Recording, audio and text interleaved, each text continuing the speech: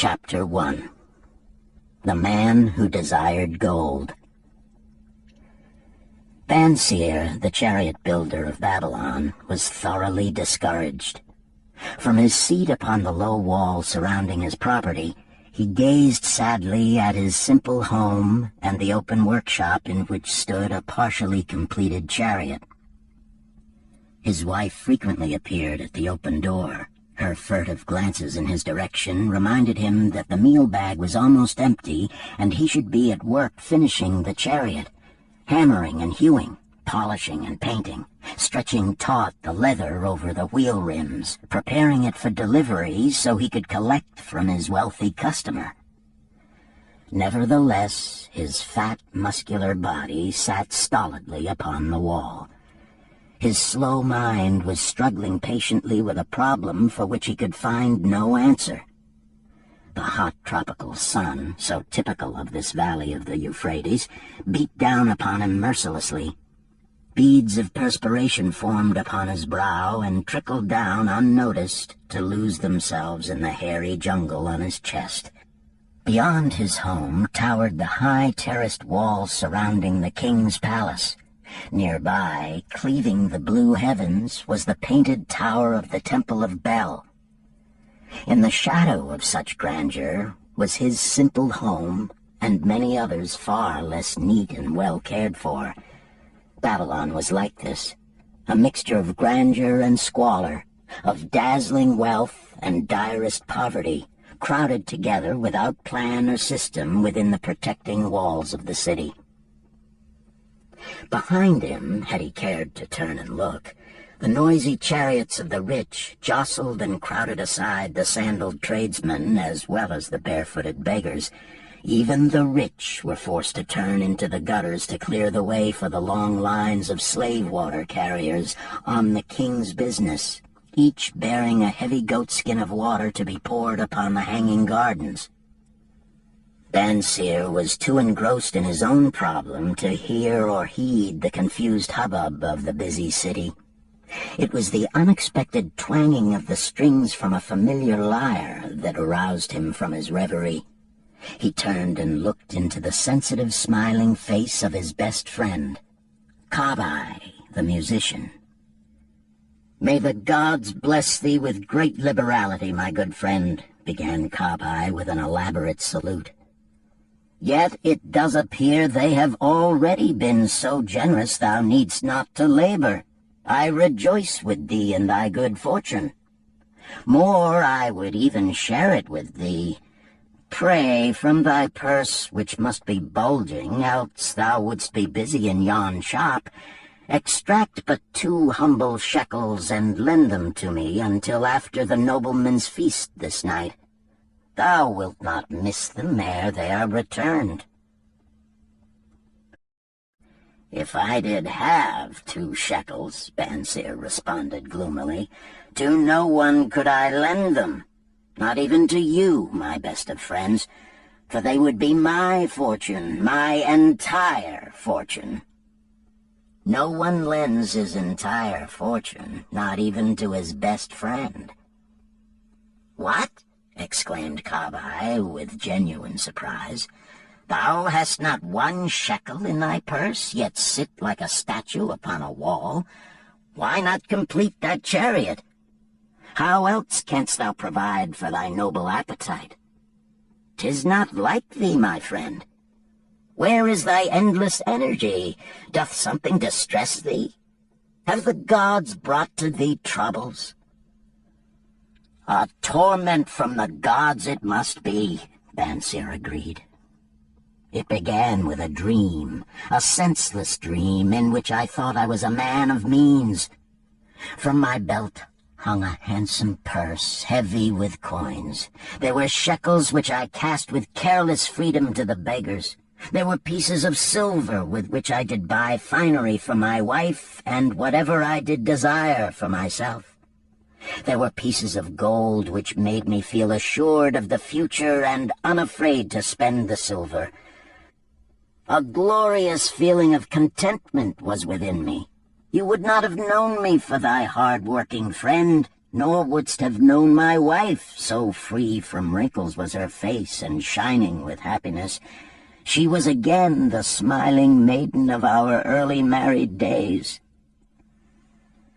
"A pleasant dream indeed," commented Kabai. "But why should such pleasant feelings as it aroused turn thee into a glum statue upon the wall?" "Why, indeed? Because when I awoke and remembered how empty was my purse, a feeling of rebellion swept over me. Let us talk it over together, for, as the sailors do say, we ride in the same boat, we two. As youngsters we went together to the priests to learn wisdom. As young men we shared each other's pleasures. As grown men we have always been close friends. We have been contented subjects of our kind. We have been satisfied to work long hours and spend our earnings freely. We have earned much coin in the years that have passed, yet to know the joys that come from wealth, we must dream about them. Bah! Are we more than dumb sheep? We live in the richest city in all the world. The travelers do say none equals it in wealth. About us is much display of wealth, but of it we ourselves have not. After half a lifetime of hard labor, thou, my best of friends, hast an empty purse, and sayest to me, "May I borrow such a trifle as 2 shekels until after the nobleman's feast this night?" Then what do I reply? Do I say, "Here is my purse, its contents will I gladly share"? No, I admit that my purse is as empty as thine. What is the matter? Why cannot we acquire silver and gold, more than enough for food and robes? Consider also our sons, Bansir continued. Are they not following in the footsteps of their fathers? Need they and their families, and their sons' families, live all their lives in the midst of such treasures of gold, and yet, like us, be content to banquet upon sour goat's milk and porridge? Never in all the years of our friendship didst thou talk like this before, Bansir. Kabai was puzzled. Never in all those years did I think like this before. From early dawn until darkness stopped me, I have labored to build the finest chariots any man could make, soft-heartedly hoping some day the gods would recognize my worthy deeds and bestow upon me great prosperity. This they have never done. At last I realize this they will never do. Therefore my heart is sad. I wish to be a man of means. I wish to own lands and cattle, to have fine robes and coins in my purse. I am willing to work for these things with all the strength in my back, with all the skill in my hands, with all the cunning in my mind. But I wish my labors to be fairly rewarded. What is the matter with us? Again, I ask you, why cannot we have our just share of the good things so plentiful for those who have the gold with which to buy them? Would I knew the answer, Kabai replied. No better than thou am I satisfied. My earnings from my lyre are quickly gone. Often must I plan and scheme that my family be not hungry. Also within my breast is a deep longing for a lyre large enough that it may truly sing the strains of music that do surge through my mind. With such an instrument could I make music finer than even the king has ever heard before. Such a lyre thou shouldst have. No man in all Babylon could make it sing more sweetly. Could make it sing so sweetly not only the king, but the gods themselves would be delighted. But how mayest thou secure it while we both of us are as poor as the king's slaves? Listen to the bell. Here they come. He pointed to the long column of half-naked, sweating water-bearers plodding laboriously up the narrow street from the river. 5 abreast they marched, each bent under a heavy goatskin of water. "A fine figure of a man he who doth lead them." Kabai indicated the wearer of the bell who marched in front without a load. "A prominent man in his own country, 'tis easy to see." "There are many good figures in the line," Banser agreed, "as good men as we. Tall, blond men from the north, laughing black men from the south, little brown men from the nearer countries, all marching together from the river to the gardens, back and forth, day after day, year after year, naught of happiness to look forward to, beds of straw upon which to sleep, hard grain porridge to eat. Pity the poor brutes, Kabai." "Pity them I do, yet thou dost make me see how little better off are we, free men though we call ourselves." "That is truth, Kabai, unpleasant thought though it may be. We do not wish to go on year after year living slavish lives, working, getting nowhere. Might we not find out how others acquire gold and do as they do?" Kabai inquired. "Perhaps there is some secret we might learn if we but sought from those who knew," replied Banser thoughtfully. "This very day," suggested Kabai, "I did pass our old friend Arkad, riding in his golden chariot. This I will say, he did not look over my humble head as many in his station might consider his right. Instead, he did wave his hand that all onlookers might see him pay greetings and bestow his smile of friendship upon Kabai, the musician. He is claimed to be the richest man in all Babylon," Banser mused. "So rich, the king is said to seek his golden aid in affairs of the treasury," Kabai replied. "So rich," Banser interrupted, "I fear if I should meet him in the darkness of the night, I should lay my hands upon his fat wallet." "Nonsense," reproved Kabai. "A man's wealth is not in a purse he carries. A fat purse quickly empties if there be no golden stream to refill it. Arkad has an income that constantly keeps his purse full, no matter how liberally he spends." "Income, that is the thing," ejaculated Banser. "I wish an income that will keep flowing into my purse whether I sit upon the wall or travel to far lands. Arkad must know how a man can make an income for himself. Dost suppose it is something he could make clear to a mind as slow as mine?" "Methinks he did teach his knowledge to his son, Nomasir," Kabai responded. "Did he not go to Nineveh and, so it is told at the inn, become, without aid from his father, one of the richest men in that city?" "Kabai, thou bringest to me a rare thought." A new light gleamed in Banser's eyes. "It costs nothing to ask wise advice from a good friend, and Arkad was always that. Never mind though our purses be as empty as the falcon's nest of a year ago. Let that not detain us. We are weary of being without gold in the midst of plenty. We wish to become men of means. Come, let us go to Arkad and ask how we also may acquire incomes for ourselves." "Thou speakest with true inspiration, Banser. Thou bringest to my mind a new understanding. Thou makest me to realize the reason why we have never found any measure of wealth. We never sought it. Thou hast labored patiently to build the staunchest chariots in Babylon. To that purpose was devoted your best endeavors. Therefore, at it thou didst succeed.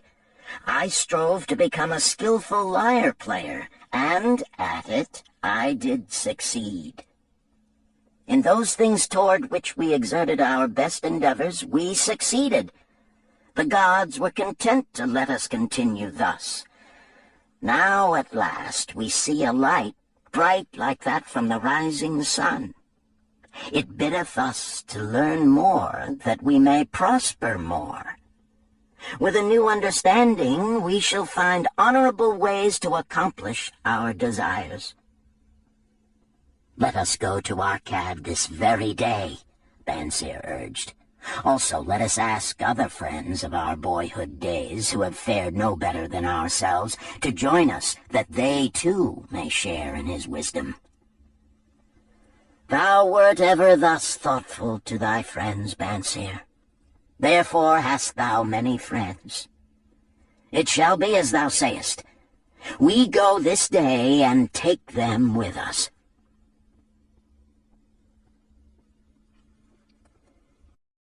Chapter 2. The Richest Man in Babylon. In old Babylon there once lived a certain very rich man named Arcad. Far and wide he was famed for his great wealth. Also was he famed for his liberality. He was generous in his charities. He was generous with his family. He was liberal in his own expenses. But nevertheless, each year his wealth increased more rapidly than he spent it. And there were certain friends of younger days who came to him and said, "You, Arcad, are more fortunate than we. You have become the richest man in all Babylon, while we struggle for existence. You can wear the finest garments, and you can enjoy the rarest foods, while we must be content if we can clothe our families in raiment that is presentable and feed them as best we can. Yet once we were equal. We studied under the same master. We played in the same games, and in neither the studies nor the games did you outshine us. And in the years since, you have been no more an honorable citizen than we.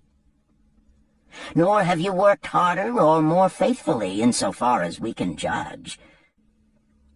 Why, then, should a fickle fate single you out to enjoy all the good things of life and ignore us who are equally deserving?" Thereupon Arcad remonstrated with them, saying, "If you have not acquired more than a bare existence in the years since we were youths, it is because you either have failed to learn the laws that govern the building of wealth, or else you do not observe them. Fickle fate is a vicious goddess who brings no permanent good to anyone. On the contrary, she brings ruin to almost every man upon whom she showers unearned gold. She makes wanton spenders who soon dissipate all they receive and are left beset by overwhelming appetites and desires they have not the ability to gratify. Yet others whom she favors become misers and hoard their wealth, fearing to spend what they have, knowing they do not possess the ability to replace it. They further are beset by fear of robbers and doom themselves to lives of emptiness and secret misery. Others there probably are who can take unearned gold and add to it and continue to be happy and contented citizens. But so few are they, I know of them but by hearsay. Think you of the men who have inherited sudden wealth, and see if these things are not so." His friends admitted that of the men they knew who had inherited wealth, these words were true, and they besought him to explain to them how he had become possessed of so much prosperity. So he continued, "In my youth, I looked about me and saw all the good things there were to bring happiness and contentment, and I realized that wealth increased the potency of all these. Wealth is a power. With wealth, many things are possible. One may ornament the home with the richest of furnishings. One may sail the distant seas. One may feast on the delicacies of far lands. One may buy the ornaments of the gold worker and the stone polisher. One may even build mighty temples for the gods. One may do all these things and many others in which there is delight for the senses and gratification for the soul. And when I realized all this, I decided to myself that I would claim my share of the good things of life. I would not be one of those who stand afar off, enviously watching others enjoy. I would not be content to clothe myself in the cheapest raiment that looked respectable. I would not be satisfied with the lot of a poor man. On the contrary, I would make myself a guest at this banquet of good things. Being, as you know, the son of a humble merchant, one of a large family with no hope of an inheritance, and not being endowed, as you have so frankly said, with superior powers or wisdom, I decided that if I was to achieve what I desired, time and study would be required. As for time, all men have it in abundance. You, each of you, have let slip by sufficient time to have made yourselves wealthy. Yet you admit you have nothing to show except your good families, of which you can be justly proud. As for study, did not our wise teacher teach us that learning was of two kinds? The one kind being the things we learned and knew, and the other being the training that taught us how to find out what we did not know. Therefore did I decide to find out how one might accumulate wealth, and when I had found out, to make this my task and do it well. For is it not wise that we should enjoy while we dwell in the brightness of the sunshine? For sorrows enough shall descend upon us when we depart for the darkness of the world of spirit. I found employment as a scribe in the Hall of Records, and long hours each day I labored upon the clay tablets. Week after week, and month after month I labored, yet for my earnings I had naught to show.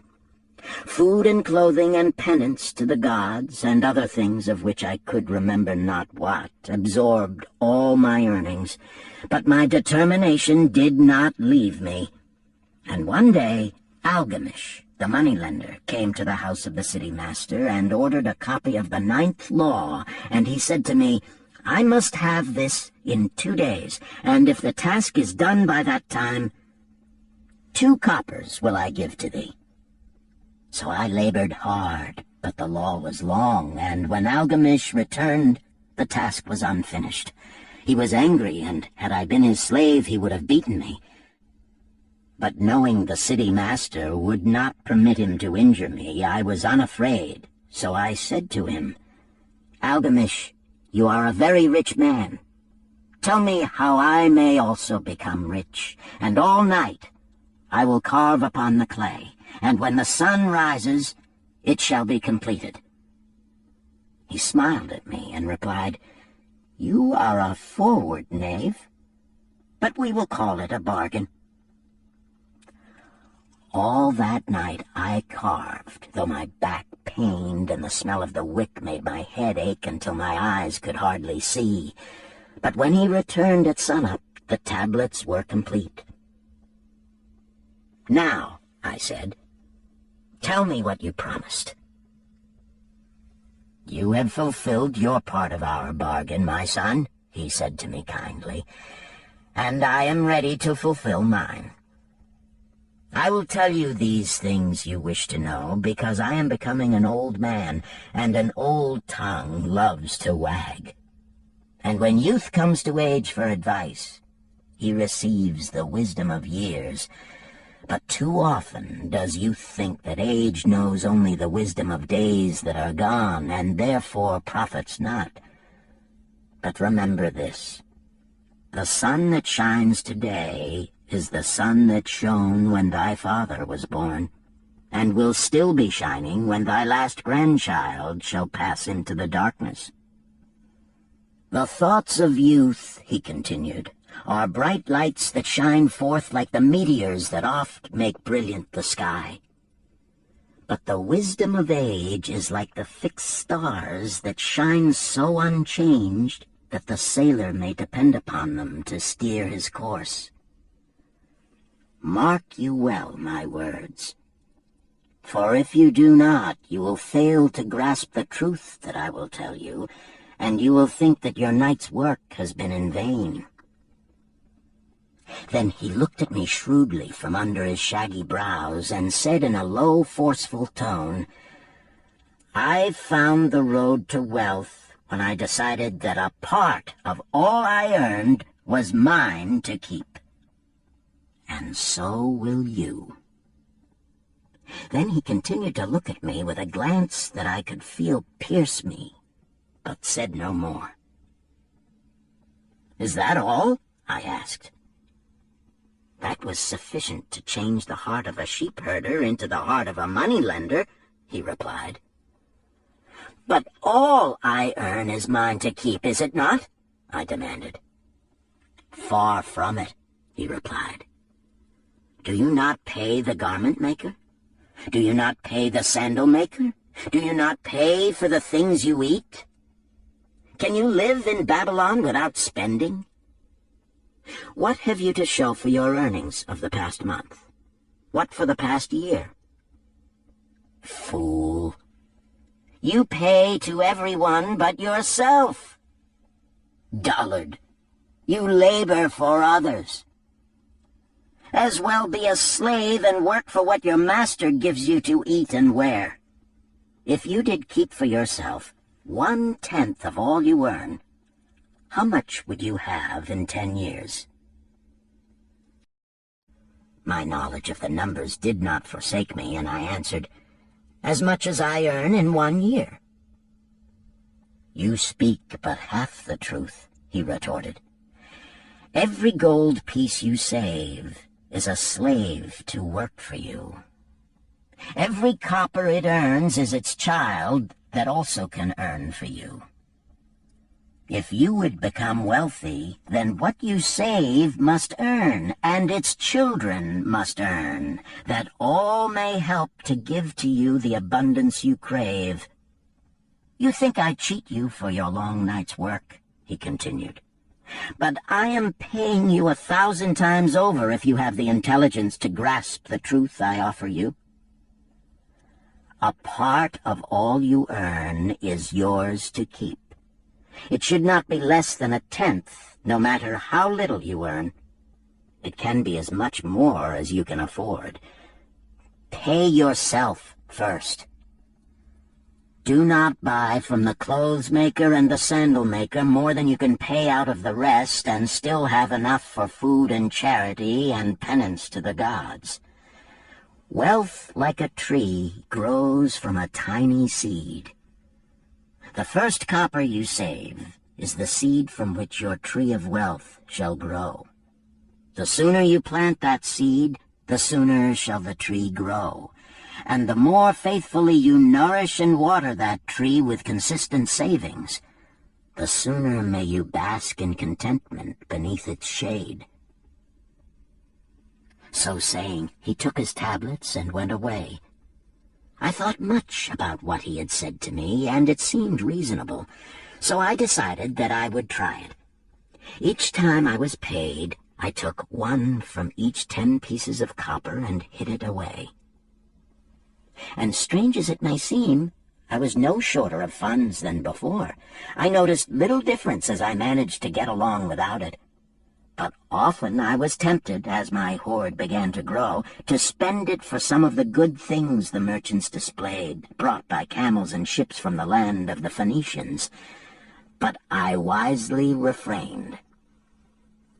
A 12th month after Algamish had gone, he again returned and said to me, "Son, have you paid to yourself not less than 1/10 of all you have earned for the past year?" I answered proudly, "Yes, master, I have." "That is good," he answered, beaming upon me. "And what have you done with it?" "I have given it to Asmer, the brickmaker, who told me he was traveling over the far seas, and in Tyre he would buy for me the rare jewels of the Phoenicians. When he returns, we shall sell these at high prices and divide the earnings." "Every fool must learn," he growled. "But why trust the knowledge of a brickmaker about jewels? Would you go to the breadmaker to inquire about the stars? No, by my tunic, you would go to the astrologer if you had power to think. Your savings are gone, youth. You have jerked your wealth tree up by the roots. But plant another. Try again. And next time, if you would have advice about jewels, go to the jewel merchant. If you would know the truth about sheep, go to the herdsman. Advice is one thing that is freely given away, but watch that you take only what is worth having. He who takes advice about his savings from one who is inexperienced in such matters shall pay with his savings for proving the falsity of their opinions." Saying this, he went away. And it was as he said, for the Phoenicians are scoundrels and sold to Asmer worthless bits of glass that looked like gems. But as Algamish had bid me, I again saved each 10th copper, for I now had formed the habit, and it was no longer difficult. Again, 12 months later, Algamish came to the room of the scribes and addressed me. "What progress have you made since last I saw you?" "I have paid myself faithfully," I replied, "and my savings I have entrusted to Agar, the shield-maker, to buy bronze, and each 4th month he does pay me the rental." "That is good. And what do you do with the rental?" "I do have a great feast with honey and fine wine and spiced cake.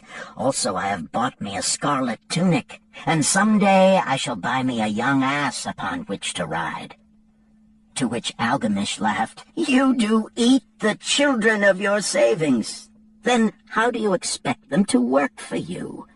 And how can they have children that will also work for you? First get thee an army of golden slaves, and then many a rich banquet may you enjoy without regret." So saying, he again went away. Nor did I again see him for 2 years, when he once more returned, and his face was full of deep lines, and his eyes drooped, for he was becoming a very old man. And he said to me, "Arcad, hast thou yet achieved the wealth thou dreamed of?" And I answered, "Not yet all that I desire, but some I have, and it earns more, and its earnings earn more." "And do you still take the advice of brickmakers?" "About brickmaking they give me good advice," I retorted. "Arcad," he continued, "you have learned your lessons well. You first learned to live upon less than you could earn. Next, you learned to seek advice from those who were competent through their own experiences to give it. And lastly, you have learned to make gold work for you. You have taught yourself how to acquire money, how to keep it, and how to use it. Therefore, you are competent for a responsible position. I am becoming an old man. My sons think only of spending and give no thought to earning. My interests are great, and I fear too much for me to look after. If you will go to Nippur and look after my lands there, I shall make you my partner, and you shall share in my estate." So I went to Nippur and took charge of his holdings, which were large, and because I was full of ambition and because I had mastered the 3 laws of successfully handling wealth, I was enabled to increase greatly the value of his properties. So I prospered much, and when the spirit of Algamish departed for the sphere of darkness, I did share in his estate as he had arranged under the law.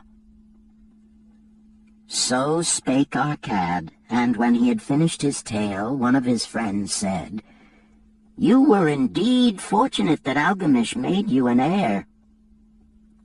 "Fortunate only in that I had the desire to prosper before I first met him.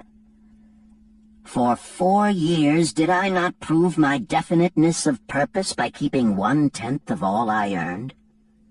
Would you call a fisherman lucky who for years so studied the habits of the fish that with each changing wind he could cast his nets about them? Opportunity is a haughty goddess who wastes no time with those who are unprepared. You had strong willpower to keep on after you lost your first year's savings. You are unusual in that way, spoke up another. Willpower, retorted Arcad. What nonsense! Do you think willpower gives a man the strength to lift a burden the camel cannot carry, or to draw a load the oxen cannot budge? Willpower is but the unflinching purpose to carry a task you set for yourself to fulfillment. If I set for myself a task, be it ever so trifling, I shall see it through. How else shall I have confidence in myself to do important things? Should I say to myself, for 100 days as I walk across the bridge into the city, I will pick from the road a pebble and cast it into the stream?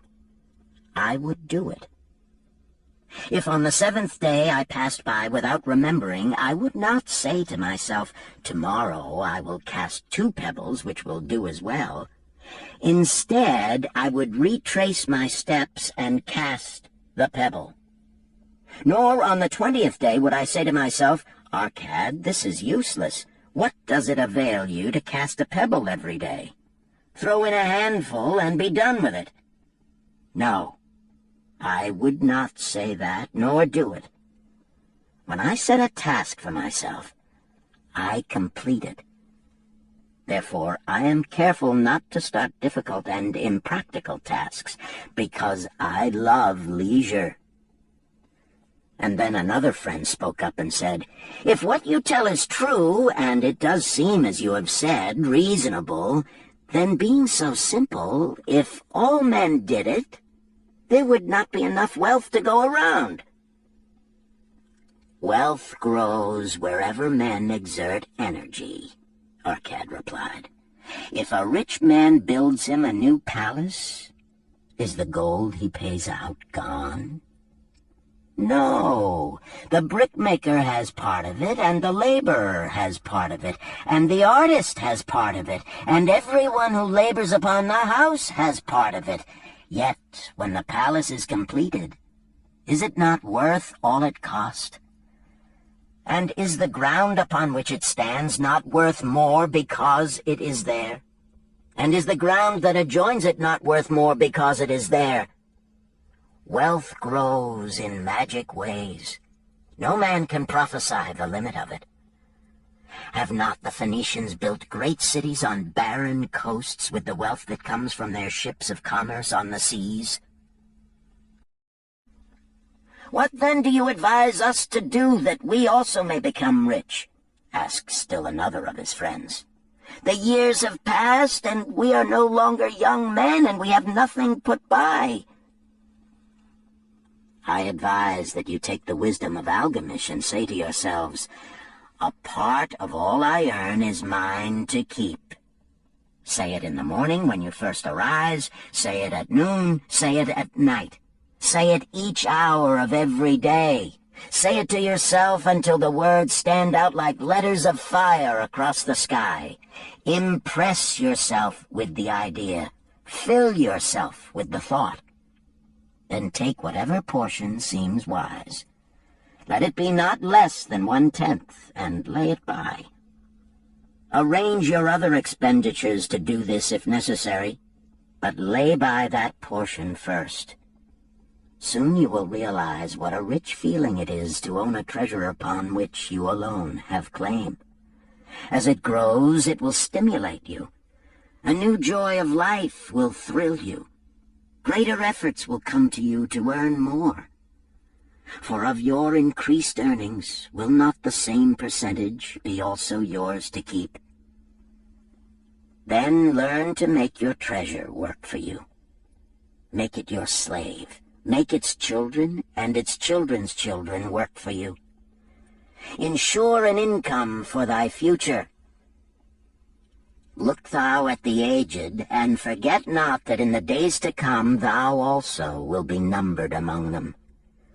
Therefore invest thy treasure with greatest caution that it be not lost.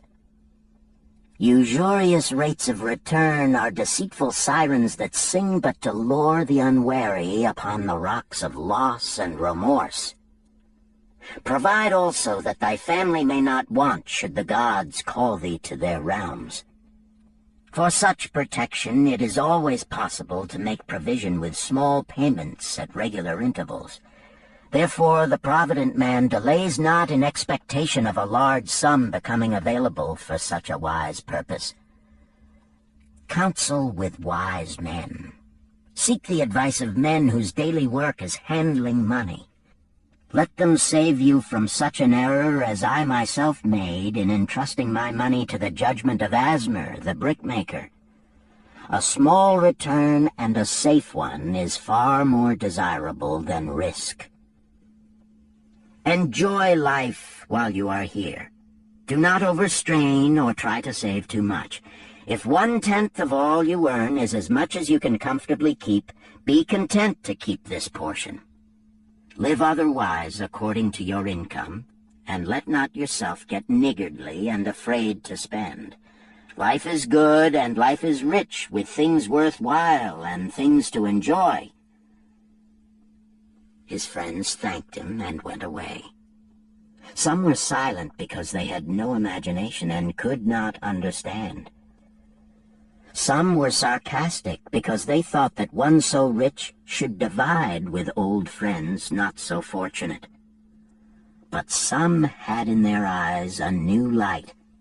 They realized that Algamish had come back each time to the room of the scribes because he was watching a man work his way out of darkness into light. When that man had found the light, a place awaited him.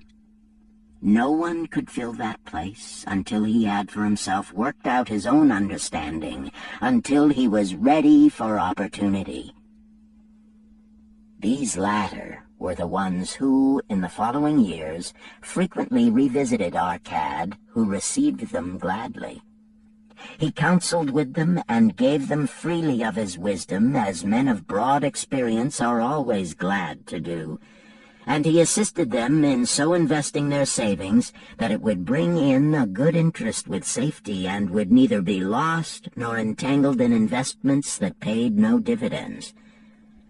The turning point in these men's lives came upon that day when they realized the truth that had come from Algamish to Arcad, and from Arcad to them. A part of all you earn is yours to keep.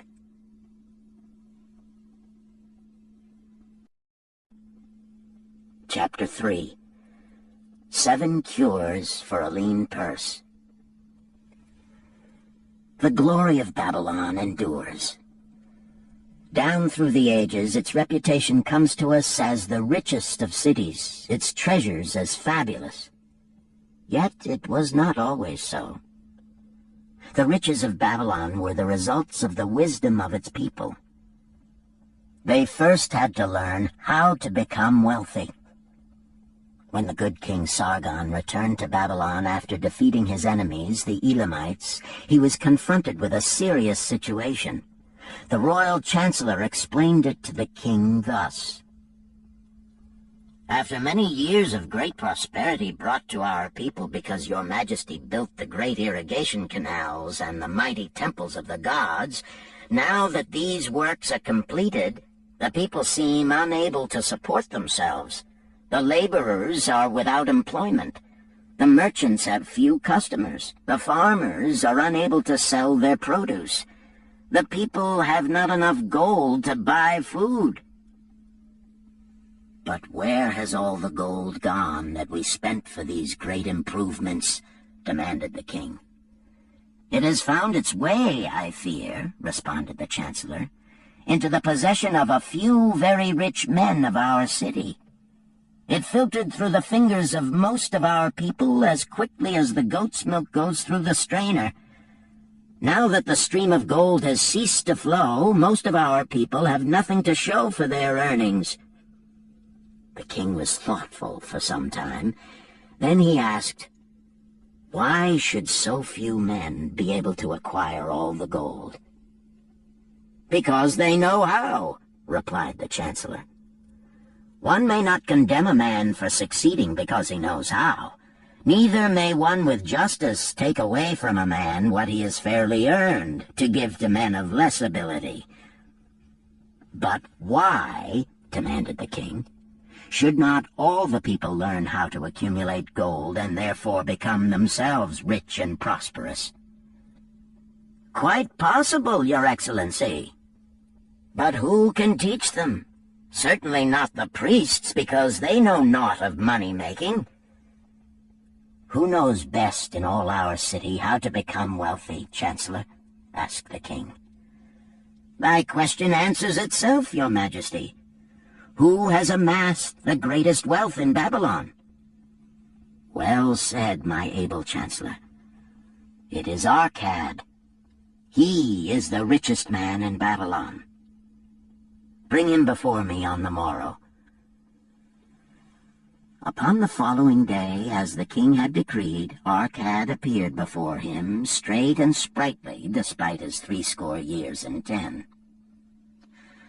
"Arcad," spoke the king, "is it true thou art the richest man in Babylon?"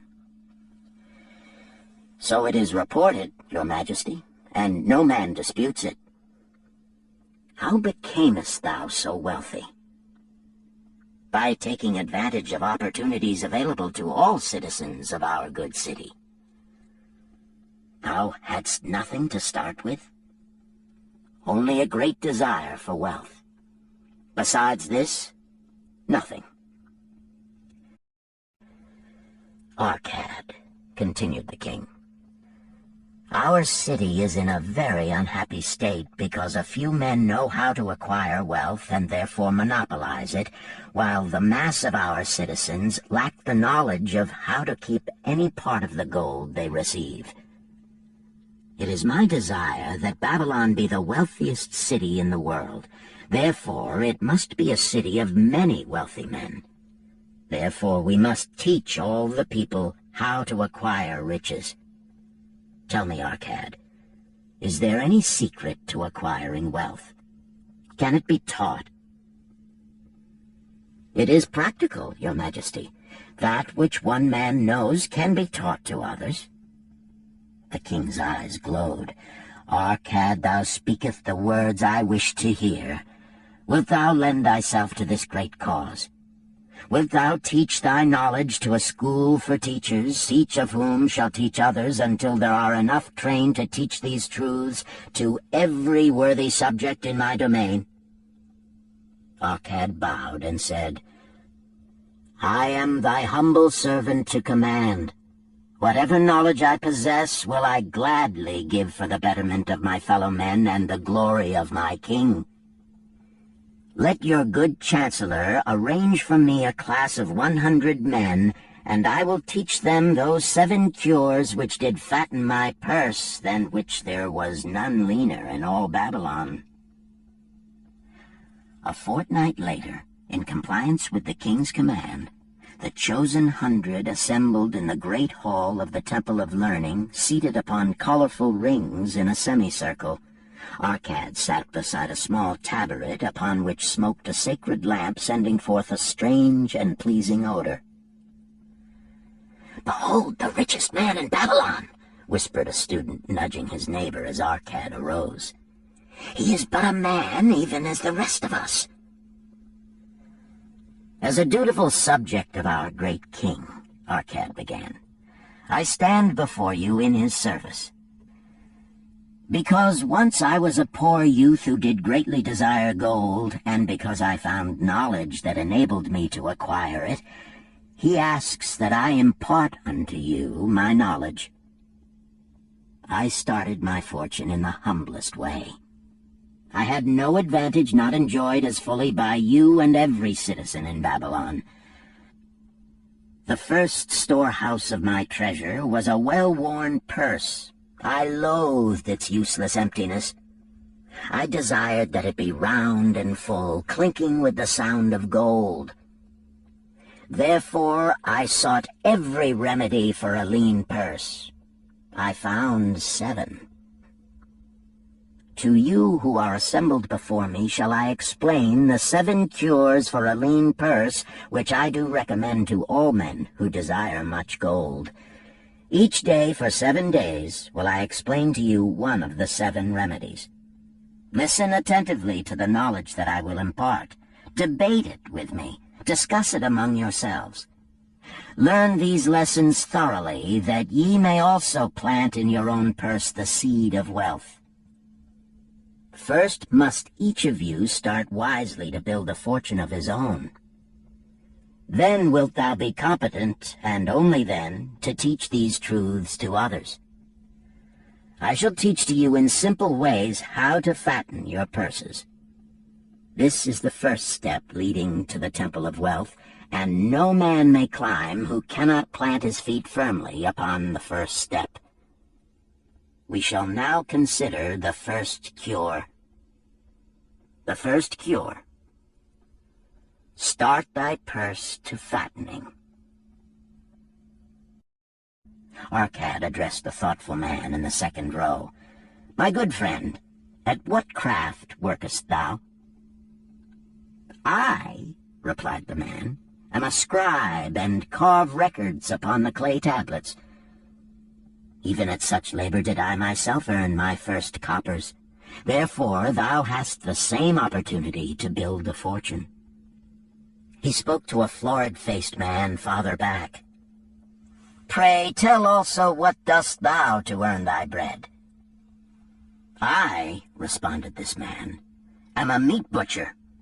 I do buy the goats the farmers raise, and kill them, and sell the meat to the housewives, and the hides to the sandal makers. Because thou dost also labor and earn, thou hast every advantage to succeed that I did possess.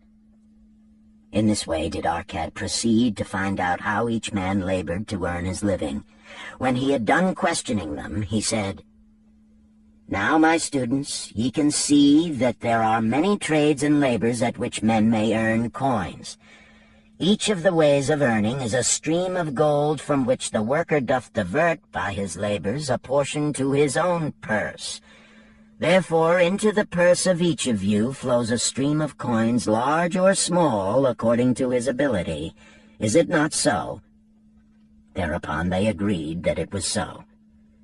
Then, continued Arcad, if each of you desireth to build for himself a fortune, is it not wise to start by utilizing that source of wealth which he already has established? To this they agreed. Then Arcad turned to a humble man who had declared himself an egg merchant. If thou select one of thy baskets, and put into it each morning 10 eggs, and take out from it each evening 9 eggs, what will eventually happen? It will become in time overflowing. Why? Because each day I put in 1 more egg than I take out. Arcad turned to the class with a smile. Does any man here have a lean purse? First they looked amused, then they laughed. Lastly, they waved their purses in jest. All right, he continued.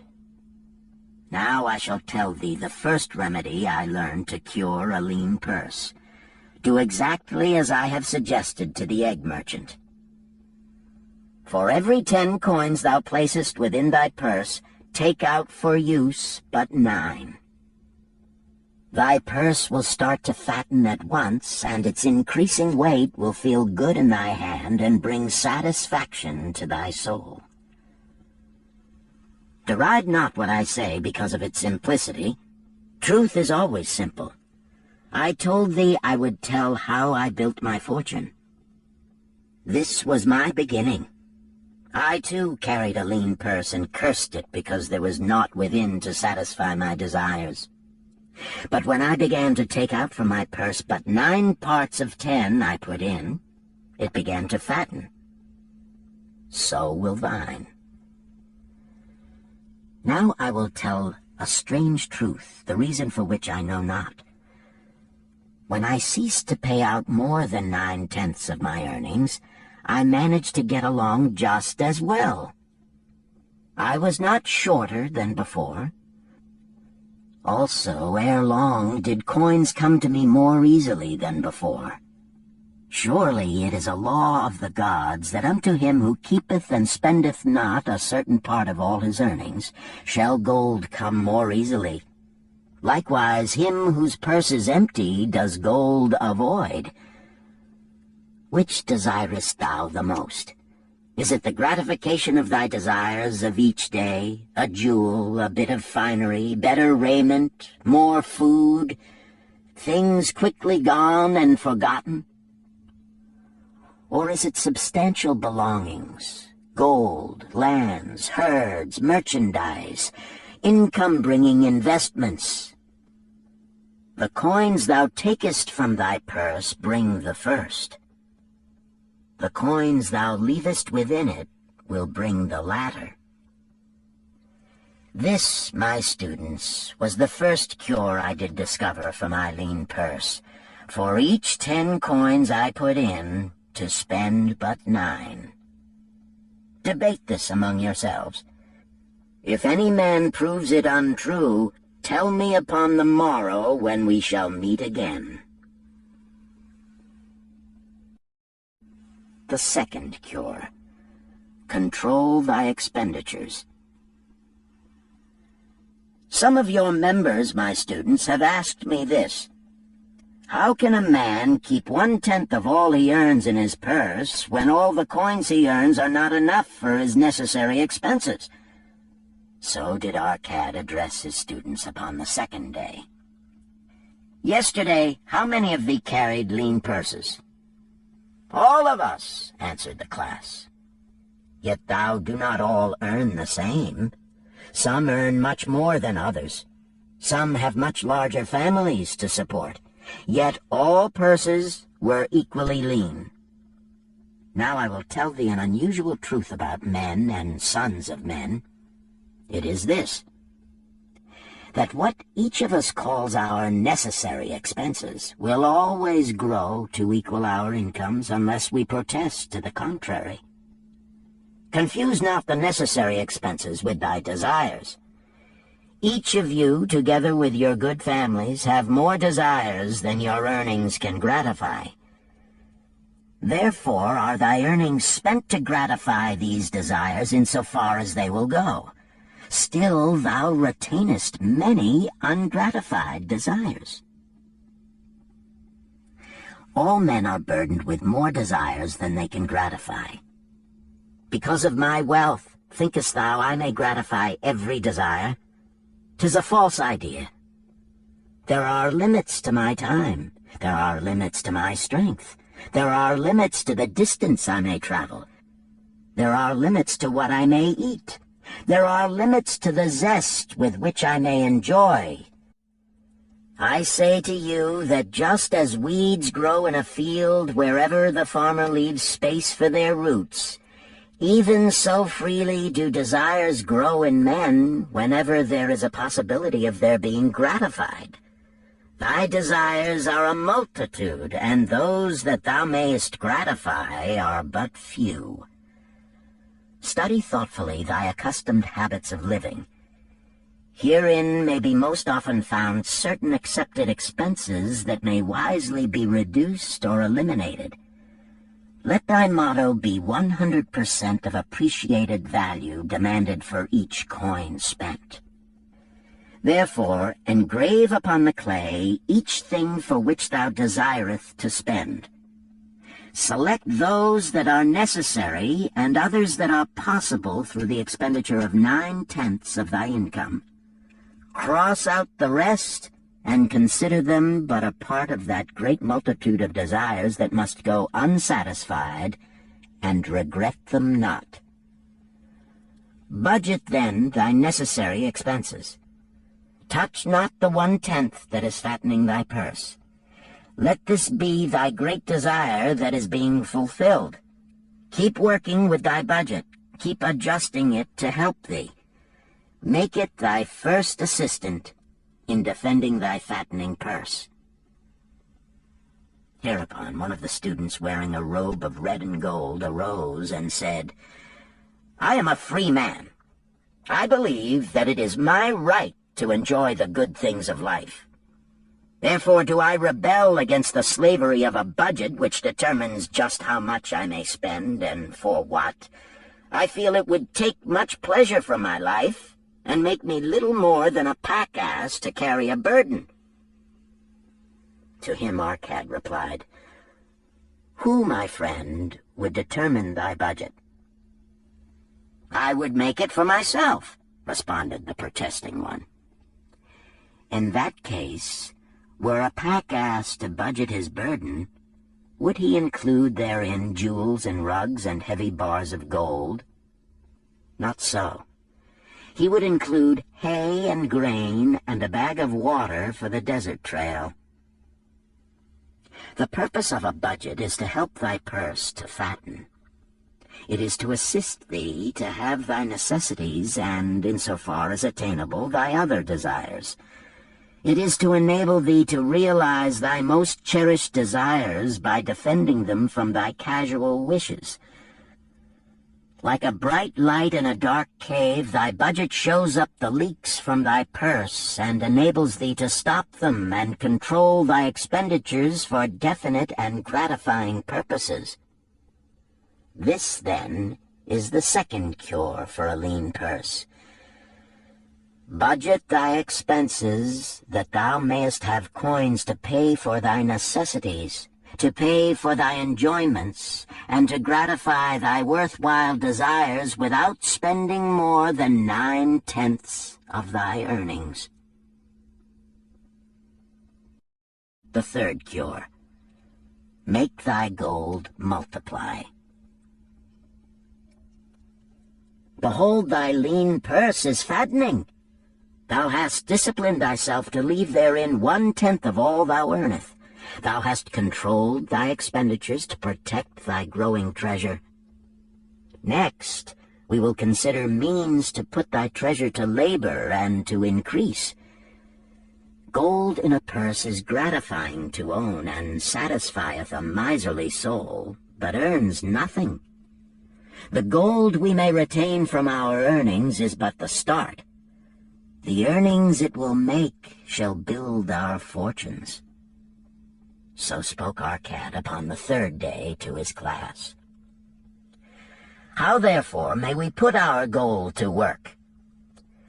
My first investment was unfortunate, for I lost all. Its tale I will relate later. My first profitable investment was a loan I made to a man named Agar, a shield maker. Once each year did he buy large shipments of bronze brought from across the sea to use in his trade. Lacking sufficient capital to pay the merchants, he would borrow from those who had extra coins. He was an honorable man. His borrowing he would repay, together with a liberal rental as he sold his shields. Each time I loaned to him, I loaned back also the rental he had paid to me. Therefore, not only did my capital increase, but its earnings likewise increased. Most gratifying was it to have these sums returned to my purse. I tell you, my students, a man's wealth is not in the coins he carries in his purse. It is the income he buildeth, the golden stream that continually floweth into his purse and keepeth it always bulging. That is what every man desireth. That is what thou, each one of thee, desireth. An income that continueth to come whether thou work or travel. Great income I have acquired, so great that I am called a very rich man. My loans to Agar were my first training in profitable investment. Gaining wisdom from this experience, I extended my loans and investments as my capital increased. From a few sources at first, from many sources later, flowed into my purse a golden stream of wealth available for such wise uses as I should decide. Behold, from my humble earnings, I had begotten a horde of golden slaves, each laboring and earning more gold. As they labored for me, so their children also labored, and their children's children, until great was the income from their combined efforts. Gold increaseth rapidly when making reasonable earnings, as thou wilt see from the following. A farmer, when his first son was born, took 10 pieces of silver to a moneylender and asked him to keep it on rental for his son until he became 20 years of age. This the moneylender did, and agreed the rental should be 1/4 of its value each 4 years. The farmer asked, because this sum he had set aside as belonging to his son, that the rental be added to the principal. When the boy had reached the age of 20 years, the farmer again went to the moneylender to inquire about the silver. The moneylender explained that because this sum had been increased by compound interest, the original 10 pieces of silver had now grown to 30½ pieces. The farmer was well pleased, and because the son did not need the coins, he left them with the moneylender. When the son became 50 years of age, the father meantime having passed to the other world, the moneylender paid the son in settlement 167 pieces of silver. Thus, in 50 years, had the investment multiplied itself at rental almost 17 times. This, then, is the third cure for a lean purse. To put each coin to laboring, that it may reproduce its kind, even as the flocks of the field, and help bring to thee income, a stream of wealth that shall flow constantly into thy purse. The fourth cure. Guard thy treasures from loss. Misfortune loves a shining mark. Gold in a man's purse must be guarded with firmness, else it be lost. Thus it is wise that we must first secure small amounts and learn to protect them before the gods entrust us with larger. So spoke our cad upon the 4th day to his class. Every owner of gold is tempted by opportunities whereby it would seem that he could make large sums by its investment in most plausible projects. Often friends and relatives are eagerly entering such investment and urge him to follow. The first sound principle of investment is security for thy principal. Is it wise to be intrigued by larger earnings when thy principal may be lost? I say not. The penalty of risk is probable loss. Study carefully, before parting with thy treasure, each assurance that it may be safely reclaimed. Be not misled by thine own romantic desires to make wealth rapidly.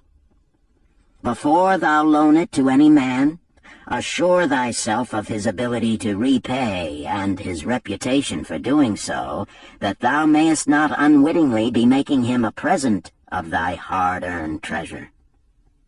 Before thou entrust it as an investment in any field, acquaint thyself with the dangers which may beset it. My own first investment was a tragedy to me at the time. The guarded savings of a year I did entrust to a brickmaker named Asmer, who was traveling over the far seas, and in Tyre agreed to buy for me the rare jewels of the Phoenicians. These we would sell upon his return and divide the profits. The Phoenicians were scoundrels and sold him bits of glass. My treasure was lost. Today, my training would show to me at once the folly of entrusting a brickmaker to buy jewels. Therefore do I advise thee from the wisdom of my experiences, be not too confident of thine own wisdom in entrusting thy treasures to the possible pitfalls of investments. Better by far to consult the wisdom of those experienced in handling money for profit. Such advice is freely given for the asking, and may readily possess a value equal in gold to the sum thou considerest investing. In truth, such is its actual value if it save thee from loss. This, then, is the fourth cure for a lean purse, and of great importance if it prevent thy purse from being emptied once it has become well filled. Guard thy treasure from loss by investing only where thy principal is safe, where it may be reclaimed if desirable, and where thou wilt not fail to collect a fair rental. Consult with wise men. Secure the advice of those experienced in the profitable handling of gold. Let their wisdom protect thy treasure from unsafe investments. This ends Disc 1. The Richest Man in Babylon, Disc 2. The fifth cure. Make of thy dwelling a profitable investment. If a man setteth aside 9 parts of his earnings upon which to live and enjoy life, and if any part of this 9 parts he can turn into a profitable investment without detriment to his well-being, then so much faster will his treasures grow. So spake Arcad to his class at their 5th lesson. All too many of our men of Babylon do raise their families in unseemly quarters. They do pay to exacting landlords liberal rentals for rooms where their wives have not a spot to raise the blooms that gladden a woman's heart, and their children have no place to play their games except in the unclean alleys. No man's family can fully enjoy life unless they do have a plot of ground wherein children can play in the clean earth, and where the wife may raise not only blossoms, but good rich herbs to feed her family. To a man's heart it brings gladness to eat the figs from his own trees and the grapes of his own vines, to own his own domicile and to have it a place he is proud to care for, putteth confidence in his heart and greater effort behind all his endeavors. Therefore do I recommend that every man own the roof that sheltereth him and his. Nor is it beyond the ability of any well-intentioned man to own his home. Hath not our great king so widely extended the walls of Babylon that within them much land is now unused and may be purchased at sums most reasonable? Also I say to you, my students, that the money-lenders gladly consider the desires of men who seek homes and land for their families. Readily may thou borrow to pay the brickmaker and the builder for such commendable purposes, if thou can show a reasonable portion of the necessary sum which thou thyself hast provided for the purpose.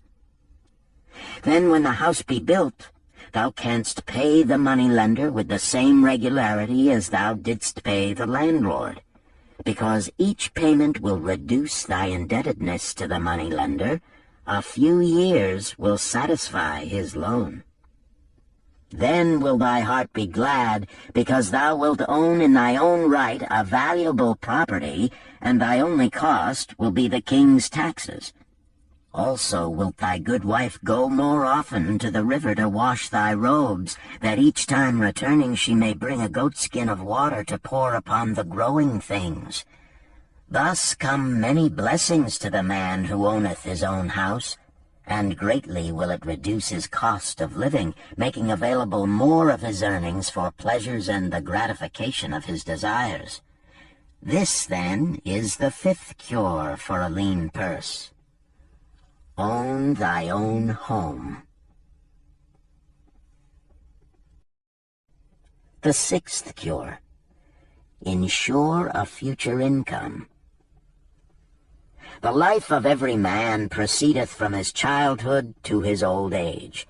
This is the path of life, and no man may deviate from it, unless the gods call him prematurely to the world beyond. Therefore do I say that it behooves a man to make preparation for a suitable income in the days to come, when he is no longer young, and to make preparations for his family, should he be no longer with them to comfort and support them. This lesson shall instruct thee in providing a full purse when time has made thee less able to earn. So Arcad addressed his class upon the 6th day.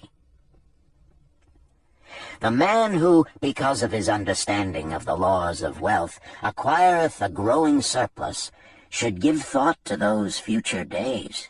He should plan certain investments or provisions that may endure safely for many years, yet will be available when the time arrives which he has so wisely anticipated. There are diverse ways by which a man may provide with safety for his future. He may provide a hiding place and there bury a secret treasure. Yet no matter with what skill it be hidden, it may nevertheless become the loot of thieves. For this reason I recommend not this plan. A man may buy houses or lands for this purpose. If wisely chosen as to their usefulness and value in the future, they are permanent in their value and their earnings, or their sale will provide well for his purpose.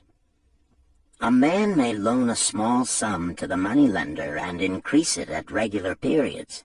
The rental which the moneylender adds to this will largely add to its increase. I do know a sandal maker named Ansan, who explained to me not long ago that each week for 8 years he had deposited with his moneylender 2 pieces of silver. The moneylender had but recently given him an accounting over which he greatly rejoiced. The total of his small deposits with their rental at the customary rate of 1/4 their value for each 4 years had now become 1,040 pieces of silver.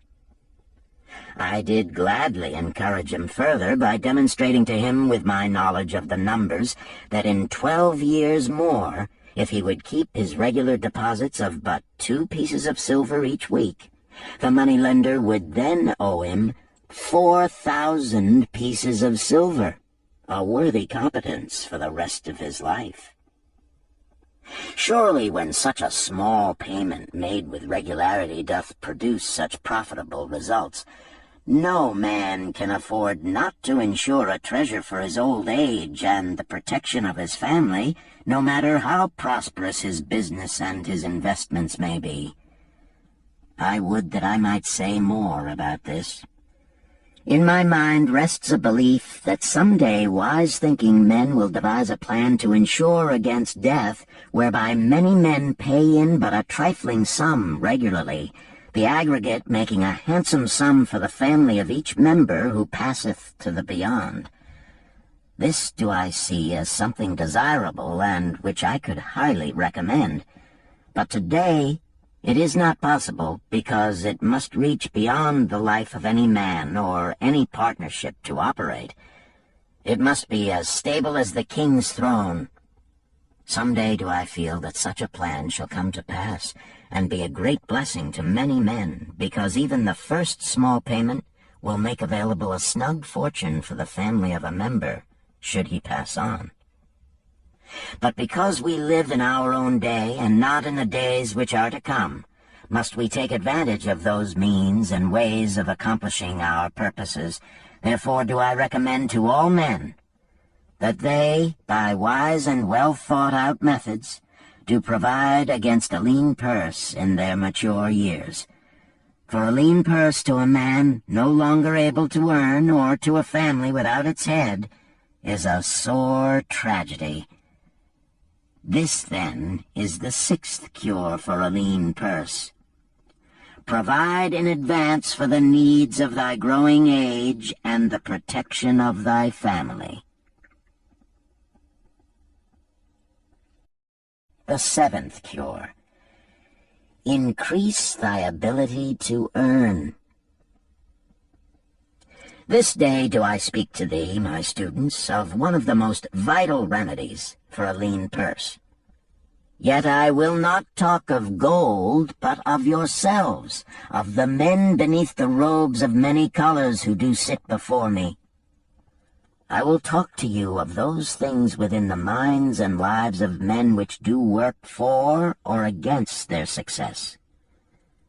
So did Arcad address his class upon the 7th day. Not long ago came to me a young man seeking to borrow. When I questioned him the cause of his necessity, he complained that his earnings were insufficient to pay his expenses. Thereupon I explained to him, this being the case, he was a poor customer for the moneylender, as he possessed no surplus earning capacity to repay the loan. What you need, young man, I told him, is to earn more coins. What dost thou to increase thy capacity to earn? All that I can do, he replied. 6 times within 2 moons have I approached my master to request my pay be increased, but without success. No man can go oftener than that.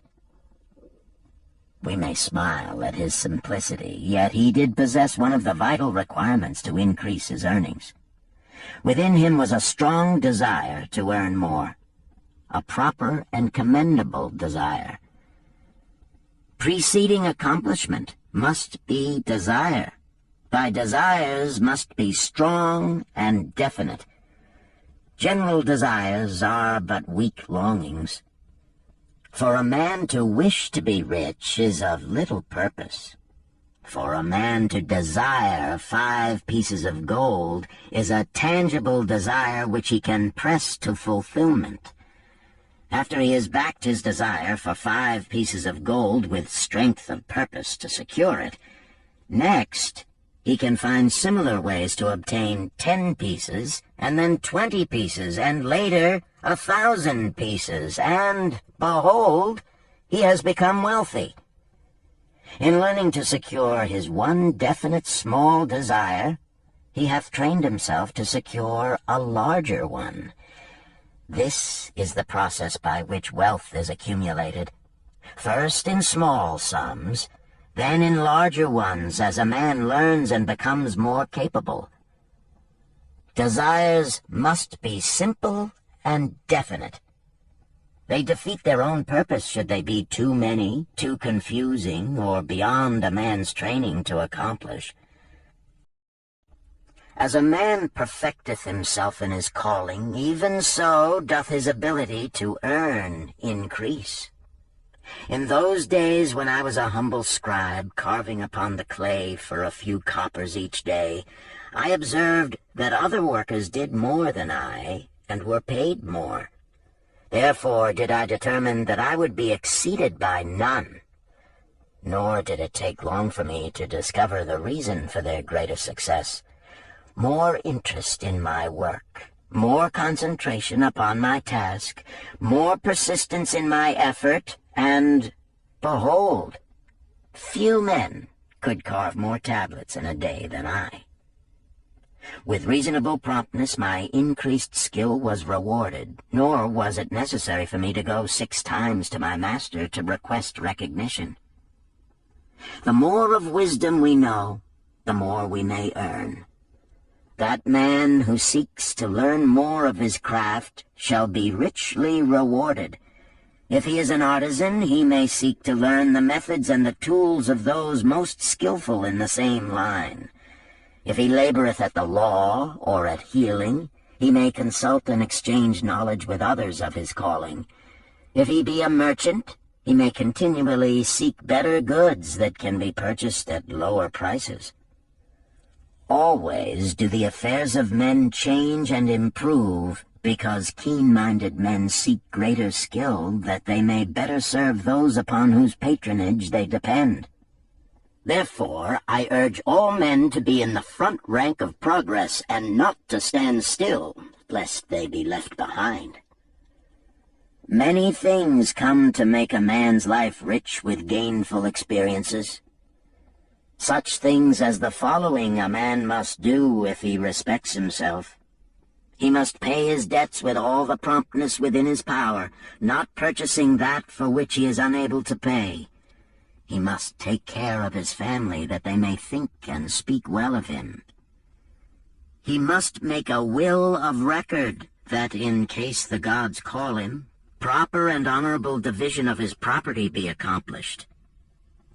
He must have compassion upon those who are injured and smitten by misfortune, and aid them within reasonable limits. he must do deeds of thoughtfulness to those dear to him.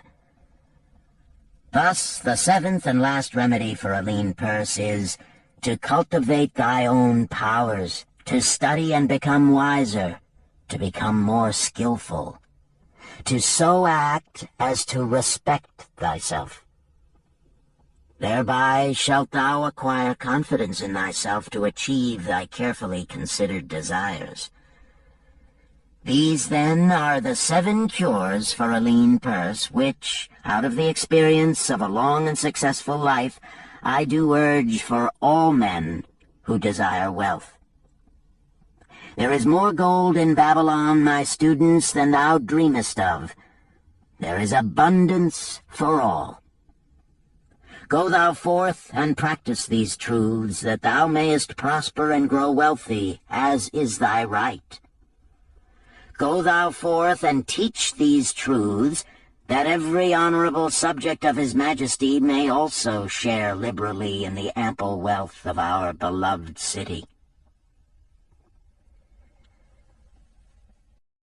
Chapter 4. Meet the Goddess of Good Luck. Babylonian proverb. If a man be lucky, there is no foretelling the possible extent of his good fortune. Pitch him into the Euphrates, and, like as not, he will swim out with a pearl in his hand. The desire to be lucky is universal. It was just as strong in the breasts of men 4,000 years ago in ancient Babylon as it is in the hearts of men today. We all hope to be favored by the whimsical goddess of good luck. Is there some way we can meet her and attract not only her favorable attention, but her generous favors? Is there a way to attract good luck? That is just what the men of ancient Babylon wished to know. It is exactly what they decided to find out. They were shrewd men and keen thinkers. That explains why their city became the richest and most powerful city of their time.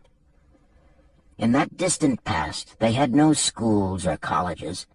Nevertheless, they had a center of learning, and a very practical one it was. Among the towered buildings in Babylon was one that ranked in importance with the palace of the king, the hanging gardens, and the temples of the gods. You will find scant mention of it in the history books, more likely no mention at all, yet it exerted a powerful influence upon the thought of that time. This building was the Temple of Learning, where the wisdom of the past was expounded by voluntary teachers, and where subjects of popular interest were discussed in open forums. Within its walls, all men met as equals. The humblest of slaves could dispute with impunity the opinions of a prince of the royal house. Among the many who frequented the Temple of Learning was a wise rich man named Arcad, called the richest man in Babylon. He had his own special hall where almost any evening a large group of men, some old, some very young, but mostly middle-aged, gathered to discuss and argue interesting subjects. Suppose we listen in to see whether they knew how to attract good luck. The sun had just set like a great red ball of fire shining through the haze of desert dust when Arcad strolled to his accustomed platform. Already full 80 men were awaiting his arrival, reclining on their small rugs spread upon the floor. More were still arriving. "What shall we discuss this night?" Arcad inquired. After a brief hesitation, a tall cloth weaver addressed him, arising as was the custom. "I have a subject I would like to hear discussed, yet hesitate to offer, lest it seem ridiculous to you, Arcad, and my good friends here." Upon being urged to offer it, both by Arcad and by calls from the others, he continued, "This day I have been lucky, for I have found a purse in which there are pieces of gold.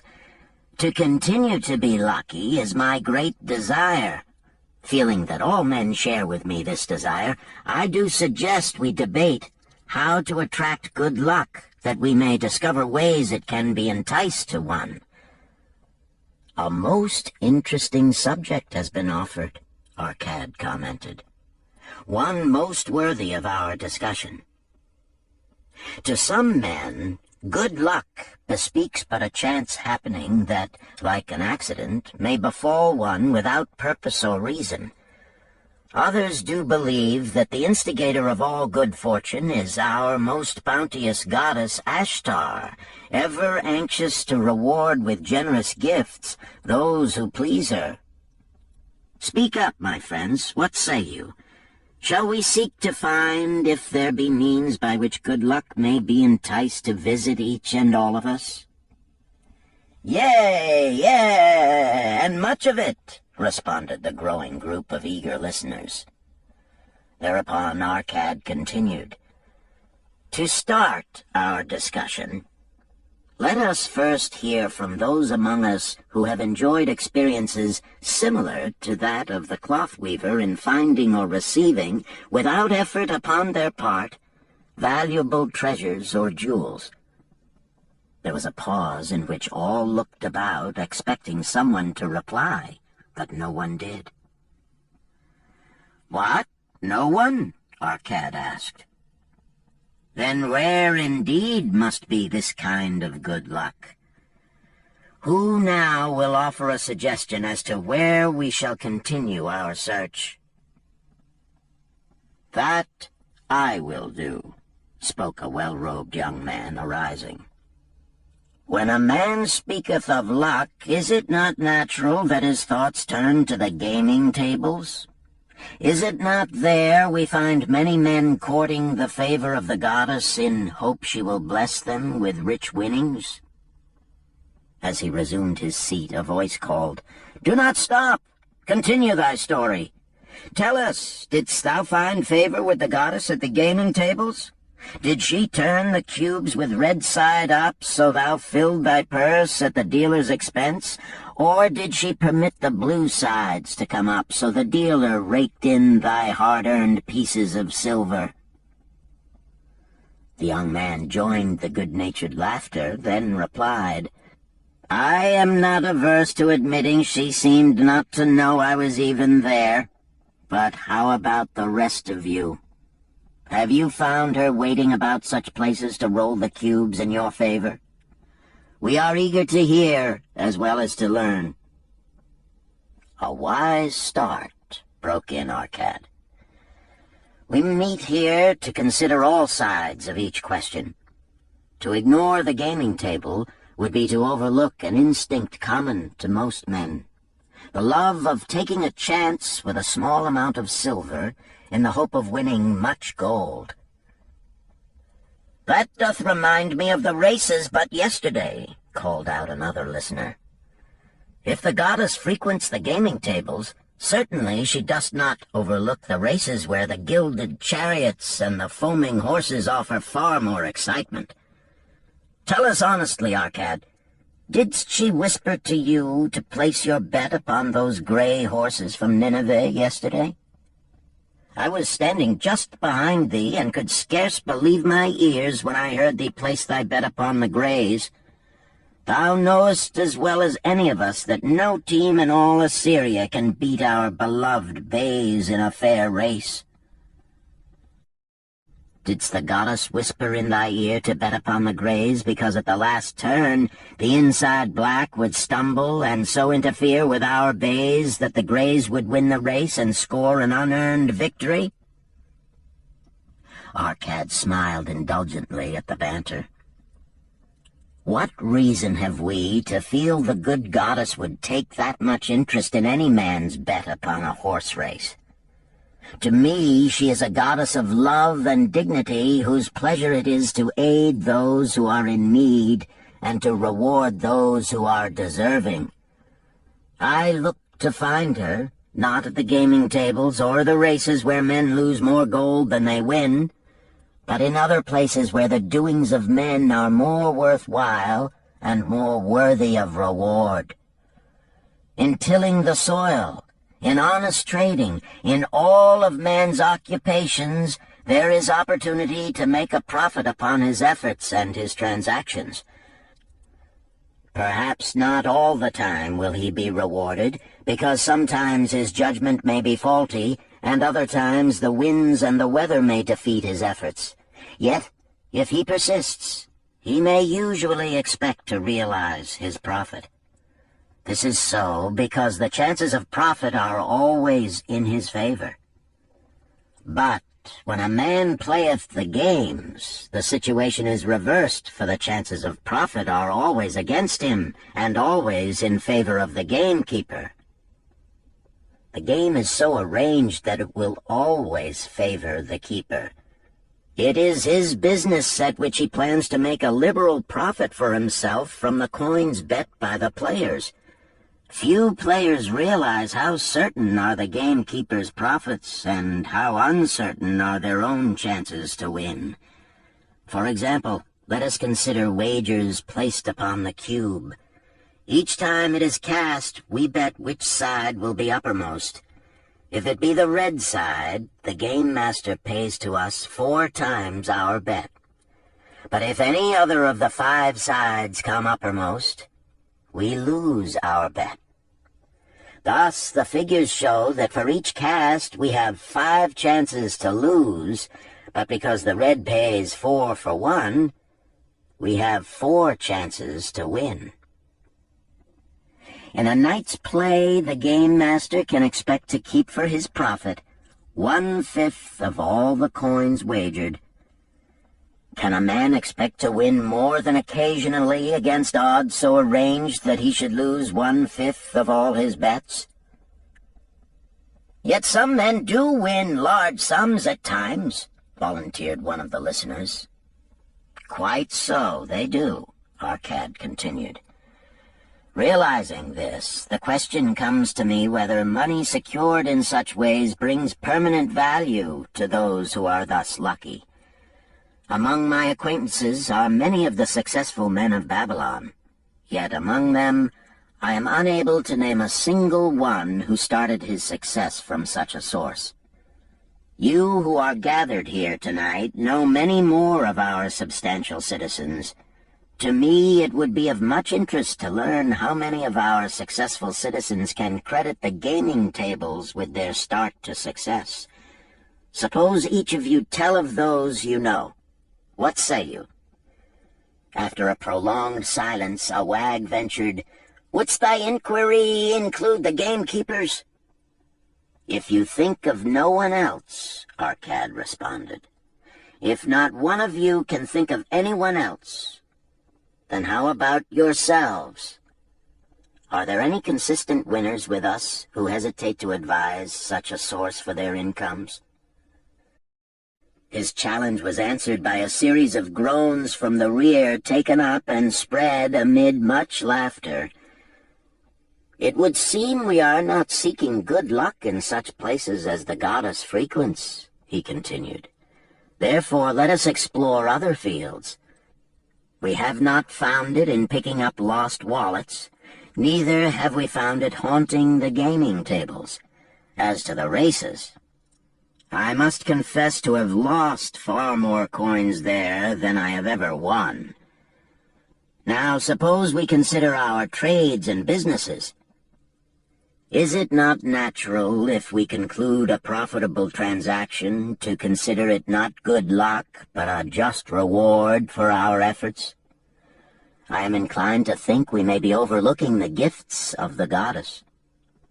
Perhaps she really does assist us when we do not appreciate her generosity. Who can suggest further discussion?"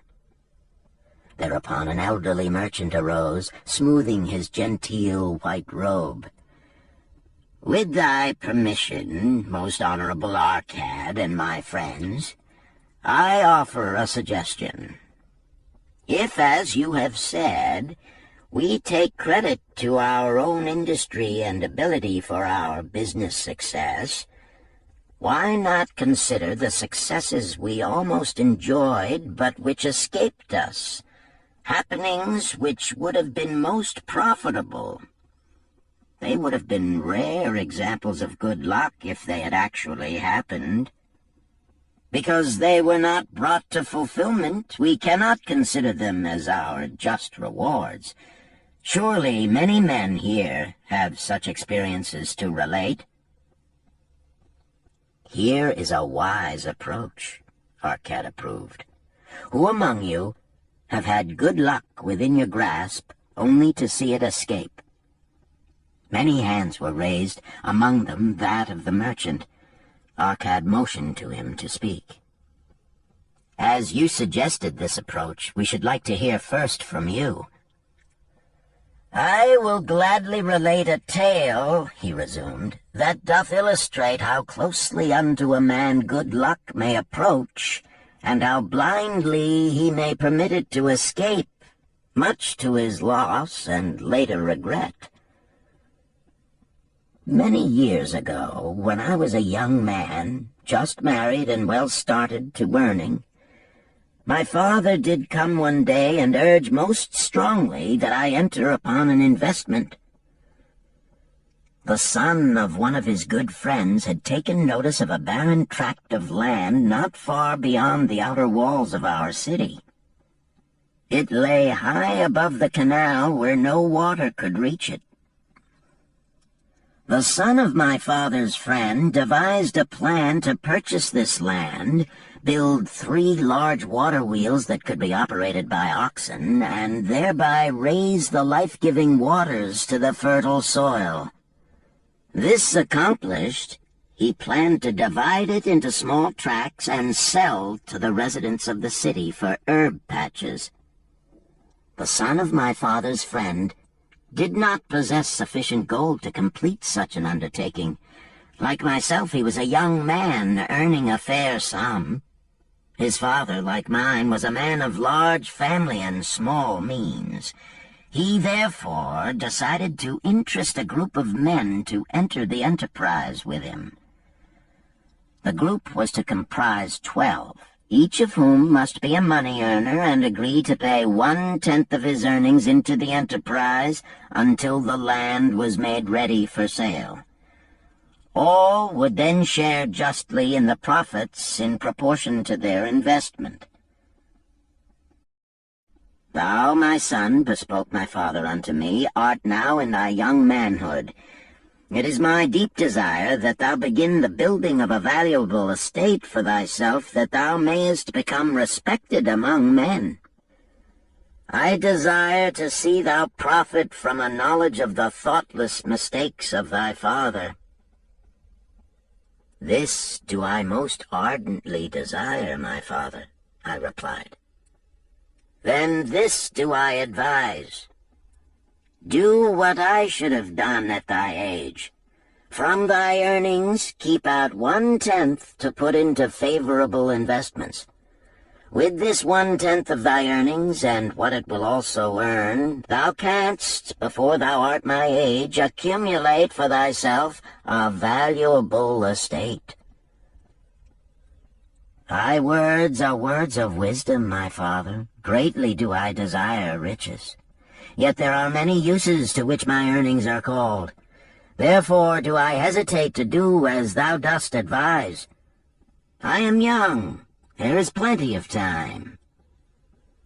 So I thought at thy age, yet behold, many years have passed, and I have not yet made the beginning. We live in a different age, my father. I shall avoid thy mistakes. Opportunity stands before thee, my son. It is offering a chance that may lead to wealth. I beg of thee, do not delay. Go upon the morrow to the son of my friend, and bargain with him to pay 10% of thy earnings into this investment. Go promptly upon the morrow. Opportunity waits for no man. Today it is here, soon it is gone, therefore delay not. In spite of the advice of my father, I did hesitate. There were beautiful new robes just brought by the tradesmen from the east, robes of such richness and beauty my good wife and I felt we must each possess one. Should I agree to pay 1/10 of my earnings into the enterprise, we must deprive ourselves of these and other pleasures we dearly desired. I delayed making a decision until it was too late, much to my subsequent regret. The enterprise did prove to be more profitable than any man had prophesied. This is my tale, showing how I did permit good luck to escape. In this tale, we see how good luck waits to come to that man who accepts opportunity, commented a swarthy man of the desert. To the building of an estate, there must always be the beginning. That start may be a few pieces of gold or silver which a man diverts from his earnings to his first investment. I, myself, am the owner of many herds. The start of my herds I did begin when I was a mere boy, and did purchase with 1 piece of silver a young calf. This, being the beginning of my wealth, was of great importance to me. To take his first start to building an estate is as good luck as can come to any man. With all men, that first step, which changes them from men who earn from their own labor to men who draw dividends from the earnings of their gold, is important. Some fortunately take it when young and thereby outstrip in financial success those who do take it later, or those unfortunate men, like the father of this merchant, who never take it.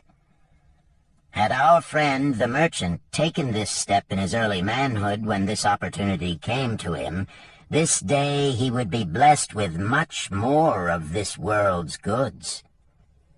Should the good luck of our friend the cloth weaver cause him to take such a step at this time, it will indeed be but the beginning of much greater good fortune.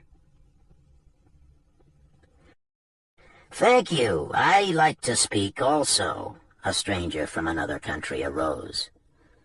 "I am a Syrian. Not so well do I speak your tongue. I wish to call this friend, the merchant, a name. Maybe you think it not polite, this name. Yet I wish to call him that. But, alas, I not know your word for it. If I do call it in Syrian, you will not understand. Therefore, please, some good gentleman, tell me that right name you call man who puts off doing those things that mighty good for him." "Procrastinator!" called a voice. "That's him!" shouted the Syrian, waving his hands excitedly. "He accepts not opportunity when she comes. He waits. He says, I have much business right now. By and by I talk to you. Opportunity she will not wait for such slow fellow. She thinks if a man desires to be lucky he will step quick. Any man who not step quick when opportunity comes. He, big procrastinator like our friend, this merchant." The merchant arose and bowed good-naturedly in response to the laughter. "My admiration to thee, stranger within our gates, who hesitates not to speak the truth. And now let us hear another tale of opportunity. Who has for us another experience?" demanded Arcad. "I have," responded a red-robed man of middle age. "I am a buyer of animals, mostly camels and horses. Sometimes I do also buy the sheep and goats. The tale I am about to relate will tell truthfully how opportunity came one night when I did least expect it. Perhaps for this reason I did let it escape. Of this you shall be the judge.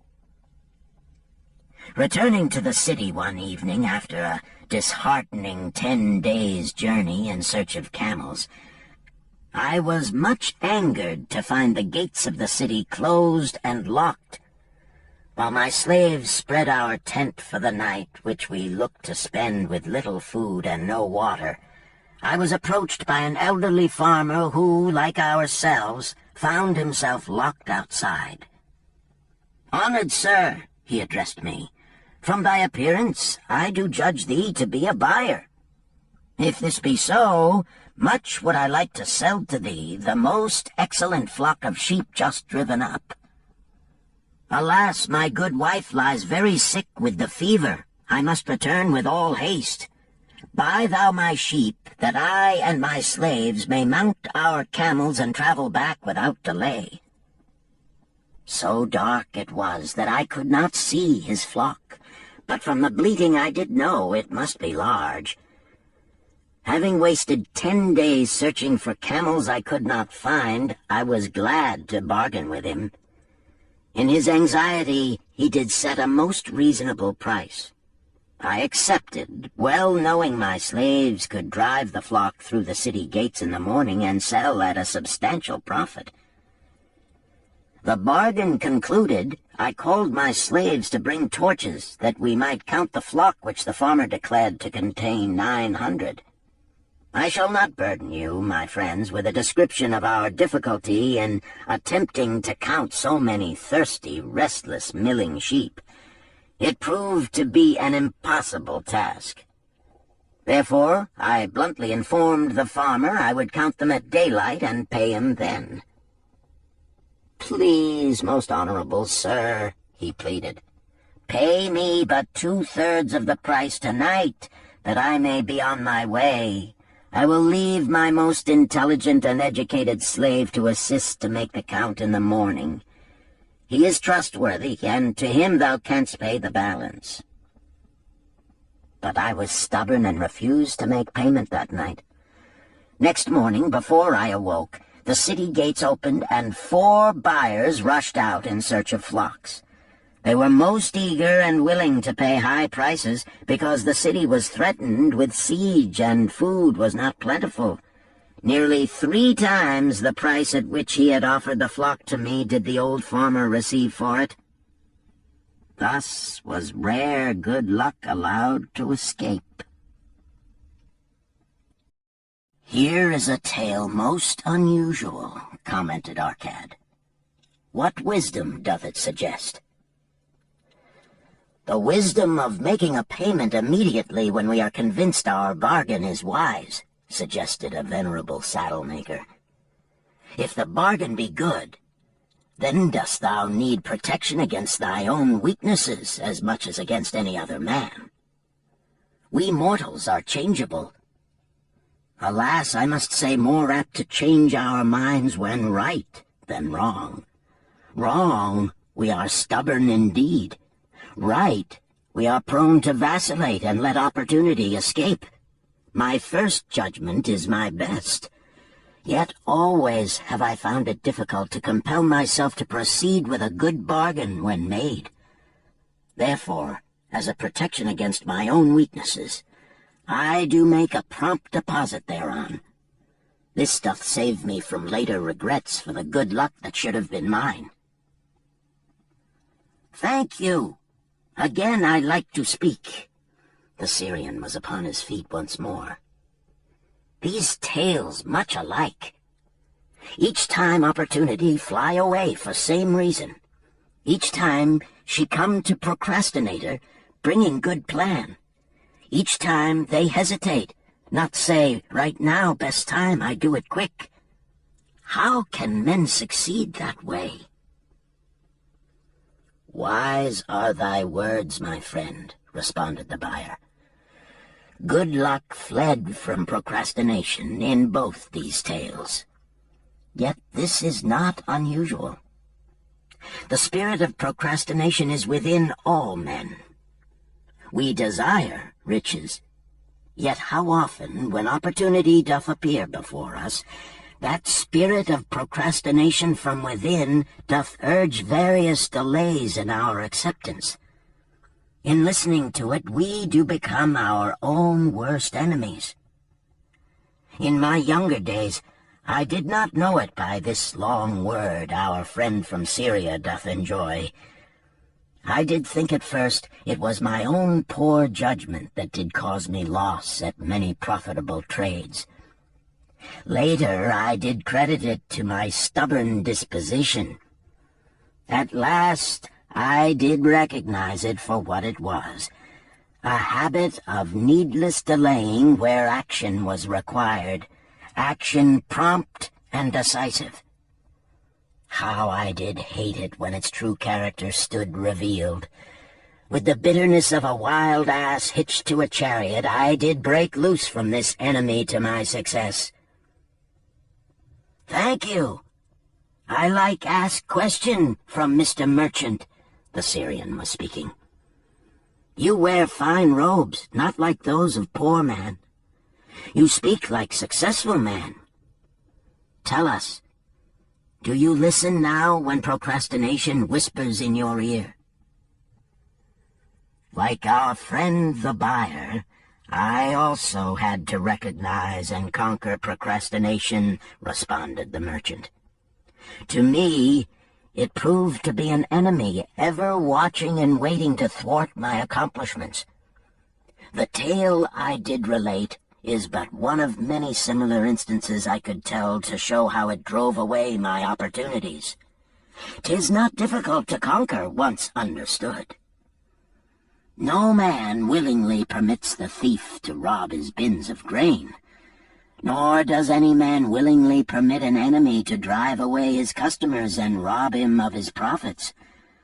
When once I did recognize that such acts as these my enemy was committing, with determination I conquered him. So must every man master his own spirit of procrastination before he can expect to share in the rich treasures of Babylon. What sayest, Arcad? Because thou art the richest man in Babylon, many do proclaim thee to be the luckiest. Dost agree with me that no man can arrive at a full measure of success until he hath completely crushed the spirit of procrastination within him?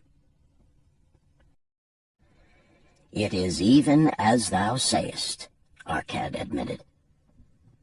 "During my long life, I have watched generation following generation, marching forward along those avenues of trade, science, and learning that lead to success in life.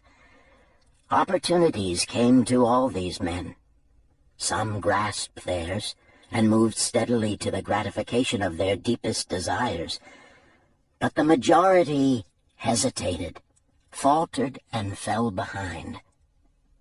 Arcad turned to the cloth weaver. "Thou didst suggest that we debate good luck. Let us hear what thou now thinkest upon the subject." "I do see good luck in a different light. I had thought of it as something most desirable that might happen to a man without effort upon his part. Now I do realize such happenings are not the sort of thing one may attract to himself.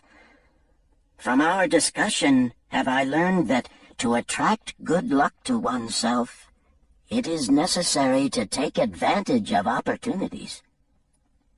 Therefore, in the future, I shall endeavor to make the best of such opportunities as do come to me." "Thou hast well grasped the truths brought forth in our discussion," Arcad replied. "Good luck, we do find, often follows opportunity, but seldom comes otherwise. Our merchant friend would have found great good luck had he accepted the opportunity the good goddess did present to him.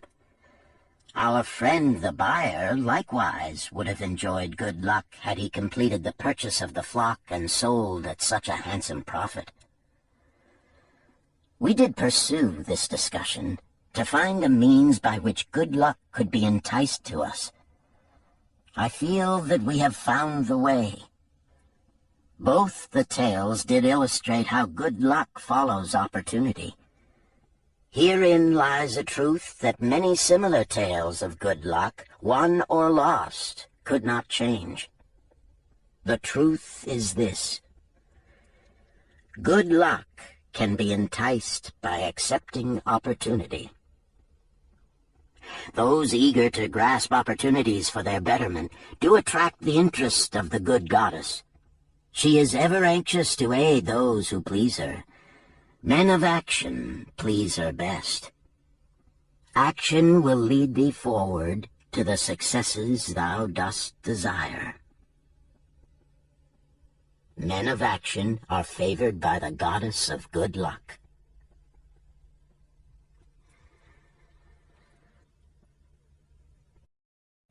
Chapter 5. The 5 Laws of Gold. A bag heavy with gold, or a clay tablet carved with words of wisdom. If thou hadst thy choice, which wouldst thou choose? By the flickering light from the fire of desert shrubs, the sun-tanned faces of the listeners gleamed with interest. "The gold! The gold!" chorused the 27. Old Calibab smiled knowingly. "Hark!" he resumed, raising his hand. "Hear the wild dogs out there in the night? They howl and wail because they are lean with hunger. Yet feed them, and what do they? Fight and strut. Then fight and strut some more, giving no thought to the morrow that will surely come. Just so it is with the sons of men. Give them a choice of gold and wisdom. What do? Ignore the wisdom and waste the gold. On the morrow they wail because they have no more gold. Gold is reserved for those who know its laws and abide by them." Calibab drew his white robe close about his lean legs, for a cool night wind was blowing. "Because thou hast served me faithfully upon our long journey, because thou cared well for my camels, because thou toiled uncomplainingly across the hot sands of the desert, because thou fought bravely the robbers that sought to despoil my merchandise, I will tell thee this night the tale of the 5 Laws of Gold, such a tale as thou never hast heard before. Hark ye with deep attention to the words I speak, for if you grasp their meaning and heed them, in the days that come thou shalt have much gold." He paused impressively. Above, in a canopy of blue, the stars shone brightly in the crystal-clear skies of Babylonia. Behind the group loomed their faded tents tightly staked against possible desert storms. Beside the tents were neatly stacked bales of merchandise covered with skins. Nearby, the camel herd sprawled in the sand, some chewing their cuds contentedly, others snoring in hoarse discord. "Thou hast told us many good tales, Calibab," spoke up the chief packer. "We look to thy wisdom to guide us upon the morrow when our service with thee shall be at an end.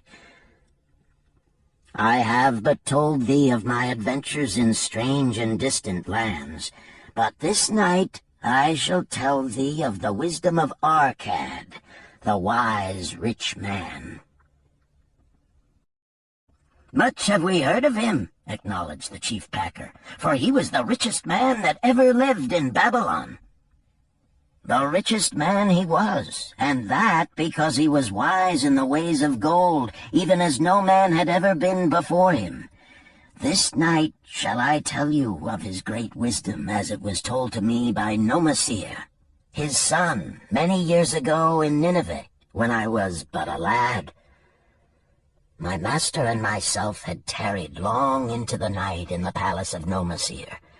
I had helped my master bring great bundles of fine rugs, each one to be tried by Nomasir until his choice of colors was satisfied.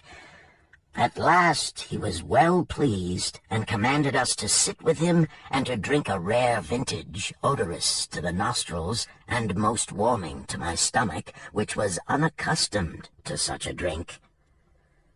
Then did he tell us this tale of the great wisdom of Arkad, his father, even as I shall tell it to you.